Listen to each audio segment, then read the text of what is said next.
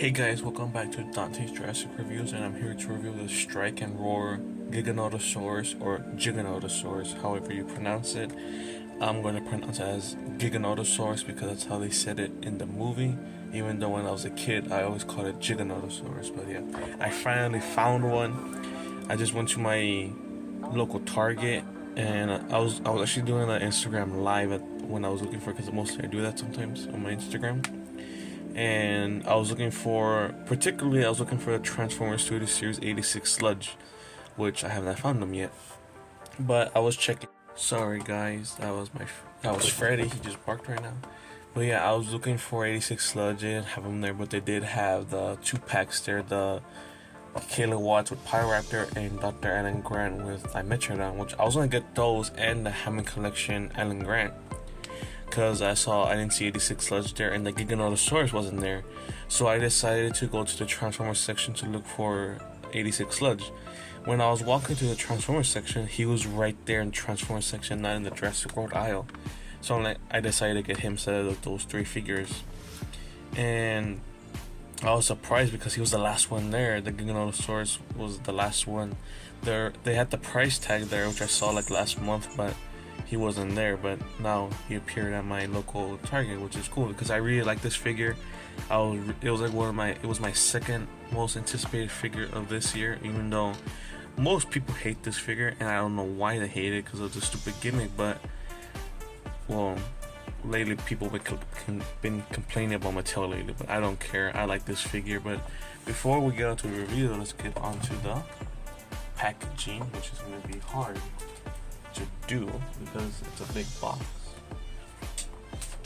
So oops, I just dropped something. I think I dropped one of those plastic things around the foot. Right there you can see Rexy right there getting chased by the police truck. Right there, Jurassic World Dominion, Strike and Roar Giganotosaurus right there. And right over here you can see the action with the Strike and what does it say? Chomp. Strike and Chomp Giganotosaurus. I'm surprised they didn't name it like that. And for the back of it is a render of the Giganotosaurus chomping on the Rugops right there. And you can see where the cutout right here for the action feature. And 2 other figures which I reviewed on this channel, which is the Thrash and Devour Rexy and the Sound Slashing Therizinosaurus right there. And that's all for the packaging right here. You might hear my cat walking in the background. Don't know what the heck she's doing. She's in my hallway, just laying down on the floor. So here it is, the Strike and Roar Giganotosaurus. But yeah, I really like this figure. I was really excited for it when people were finding. In the first place people found this figure was in Mexico, which I was really excited. The action feature at first I didn't like because I thought you had to press this to make it roar at the same time. But later when people got it, there's another button to make it roar. But yeah, again, I really like this figure. And let's get onto the details right here on the face. You can see some nice, almost soft details of scales right there. It's kind of soft, not as prominent as the rest of the body. Right there, you can see some nice bigger scales right there on the end of the jaw right there. You can see some scars. This Giganotosaurus has a lot of scars on its face. Right here, it has 1, 2, 3, 4, 5, 6, 7, 8, 9. Around 9 scars around this part of the face. And you can see that it's in a nicely greenish. What was it? I had the name in my head, now I forgot about it. There's dull green, I could almost pronounce it right there, with a nice dark gray for the rest of the body right here. Not black, as more of a dark gray. You can see the teeth are in an off-white right there, which are molded like that, so the paint won't get scuffed up. The bottom jaw is in an even more lighter color right there. You can tell on camera, especially in the hallway over here. The mouth is this really pale, pink, which when I first saw this, it reminded me of expired yogurt, like strawberry yogurt, I don't know why. But you can see that the back of my Giganotosaurus throat is not painted, which if you see most reviews it's painted, but on mine it's not, which I really don't mind. Right there you can see the top of the head, some scales right there, but not as movie accurate, just only these scales are there. And again, you can see those nice like spikes above the head, which in the movie they're more like up here than lower down, which are more like spiky and bigger than that. And you can see more of the scars it has over its body. Right there, you can see more of those nice, cool scales on the back of it. You can see the arms. Right there are mostly wrinkles with some scoots on the fingers. The nails right there, which I did paint black because they are not painted black. Right there you can see some of those more like scoots or scales, whatever, on the bottom of the neck, which just stop right there and it'll go under the rest of the body. And here is where most of the detail begins. Like right here you got that nice cool ridge or hump on the back of the Giganotosaurus, which is not accurate, but in my opinion it's cool. I think the Giganotosaurus design is really badass in my opinion. But you see more of those nice scales right here that go to the rest of the tail right here, which I really like that feature. See more prominent scales right there with more scars on the leg. Right there you can see the nice foot sculpt, more scales. The scoots around the toes right there. The toenails are in a dark brown, nice gloss coat. The dew claw right there, which I did paint, which I do like how for the Giga they had them like a little bit out, which I think is really cool. More scars right here. See that nice dark gray go to the rest of the body here. It cuts off with these little patches, which I really don't mind. But I really do like how they painted the like leg area here, because on the Super Colossal, which I do not have, they didn't paint this and it didn't look too good, but on here it looks way better. And that's where all paint stops. But you can see again the detail does get soft again, which I really don't mind because your attention is more on this side of the figure. And the other side of the figure is mostly the same, but like different scales and same paint job. But yeah, really nicely done figure, and you can put it in a neutral pose like that, which I really don't mind. Which, well, you could do like that, but mine doesn't stay too well because again, when I got this part of the body was like not like closed all the way, which like there was a big gap right here. You could see a little bit right there, but it was more of a bigger gap. I just squeezed it like this and it just went back into place, but still doesn't, it holds better than it did before. But yeah, you can have a more of this neutral pose, which I really don't mind. It does sit in an angle, like it likes to look to the side, not straight, which again I really do not mind. And for the features, before I get onto the actual features, here it is, the scan code right there, nicely hidden right there with the rest of those sharp scales. You got two buttons, you got one here and one underneath here, which this is also rubber if you're wondering. Press this, you get that striking action.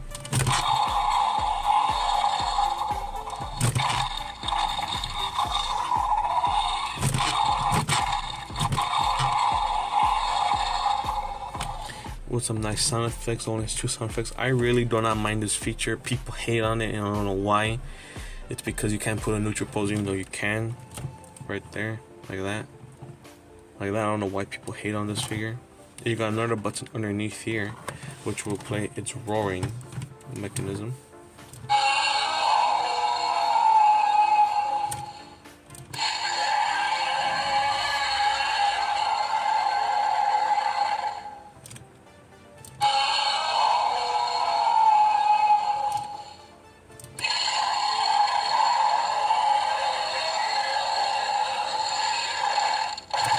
Which it has 3 different roars. And when I first saw this button underneath here where the bumblebee, the first thing that popped in my head was like you putting your finger inside the Giganotosaurus' butt and it roars in pain. That was the first thing that popped in my head, and I showed that to my parents and they agreed with that, which was kind of funny but also kind of weird. But yeah, I really like the sound effects. They're not as movie accurate as in the movie, but yeah, which again, really nice sound effects, which again with this.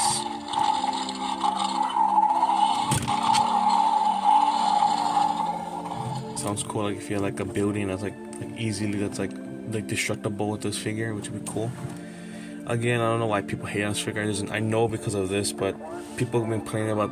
People were more complaining about the roar attack switch buttons more than this, but now they're saying that this is way more worse than those slider buttons, which in my opinion, slider buttons are a bit worse than this. But again, I just don't agree with people. And now we're on to some size comparisons.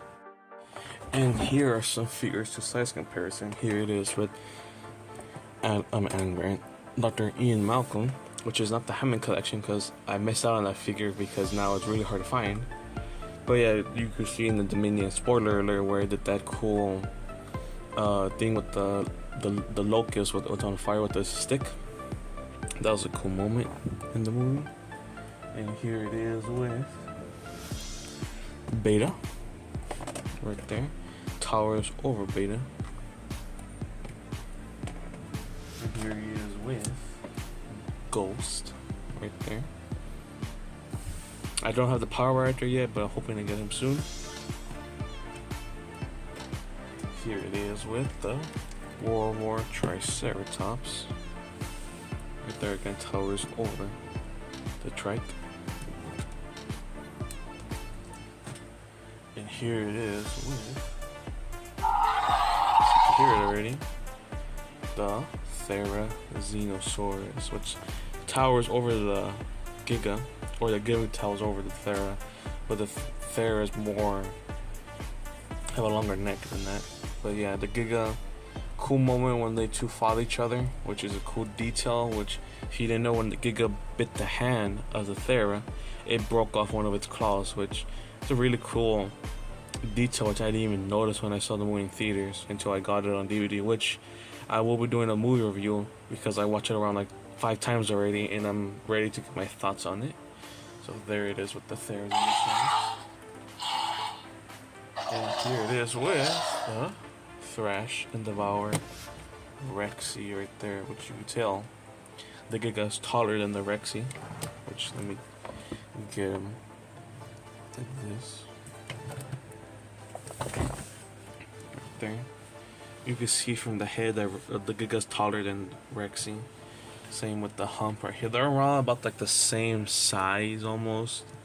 Like their legs are around the same hip, but the Giga has a more like upper body that's bigger than the Rexy. I don't know why I'm saying the Rexy. I don't know why I'm saying that. Which right there, most people said that the Giga has a small head compared to Rexy, even though the T-Rex did have a big head. In the movie, the Giga's head is a little bit smaller than Rexy's head, but not as small as the Mattel figure. But again, and besides that, really cool fight between them. 65 million years in the making fight, which is really cool to have the two rivals, the Giga and Rexy. And again, you can also have like a cool, like nice battle with them, with the Therizinosaurus too. And put Rexy to the side. Put over here in that neutral pose. We got some more size comparisons, more giant dinos coming. Well, besides that, I forgot to show the Hammond Collection Parasaurolophus right there. Nice scale in my opinion. Now let me get those two other giant dinosaurs for the size comparison.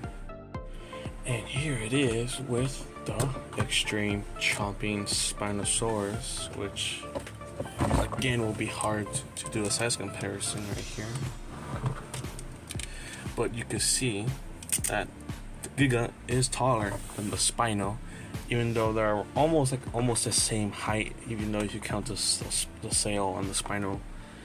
But yeah, Giga is taller than the Spino, which I feel like would have been accurate because I feel like they would have been around the same height, even though Spino and the Rexy are around the same height too. But yeah, this makes sense to me. I feel like the Giga could defeat the Spino, how it, well, not like easy defeated, but like maybe like a good like long brawl. But yeah, I feel like the Giga could overpower the Spino. Even the Spino is pretty powerful. I feel like the Giga has its ways, because if you've seen the movie, it likes to put its body, like upper body, on top of the other dino on his opponent, and like pushes him ground to the floor. But you see he did that to Rexy like 3 other times. So there's the Spino. And here it is with the biggest Mattel carnivore that Mattel has ever made, not counting Super Colossal. So here it is with the Indominus Rex, which you could tell this towers over him. Even though Giga's DNA is an Indominus Rex. Oops, almost knocked him over. You can see right there. Yeah, that the Indominus Rex is way bigger. Again, it looks like Indominus Rex could easily just kill Giga. But yeah, really nicely figure, in my opinion. Nicely sculpted, and well, painted is not that great, but yeah, really like this figure. Just, I don't know why people hate on it, even though people were hating on previous figures, even though this was better than those right there.